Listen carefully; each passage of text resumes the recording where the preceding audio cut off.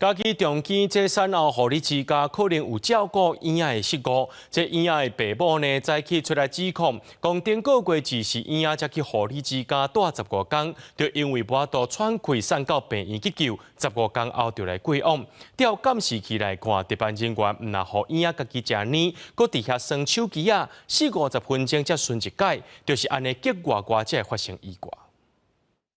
相片中，大手牵小手，爸爸妈妈甲拄啊出事的宝贝翕相，温馨的一家人画面，即马刷成做伤心的回忆。家己即对翁仔某指控，顶个月13囡仔出事无偌久，因为欠sản素住伫家护病房，临时出院转入家己中间产后护理之家，想未到再过10天7月3号暗。囡仔就因为无喘气送医了后，因为脑部严重受损，就无法度阁醒起来，加上忍疼伫15晚讲，互囡仔离开。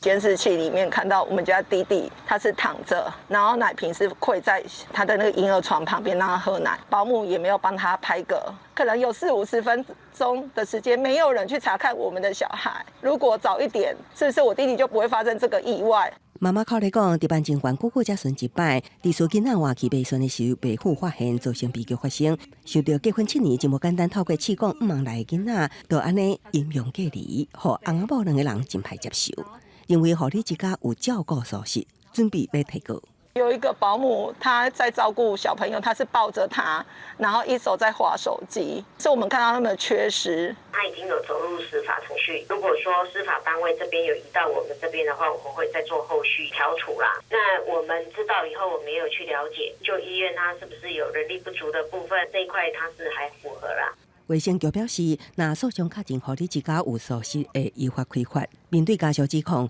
家己中间表示，因为保护婴仔粉丝无对外提供病情说明，也毋过强调婴仔住入去的期间甲抢救过程，拢有提供适当的照护甲处置。后续会继续关怀家属去沟通。记者综合报道。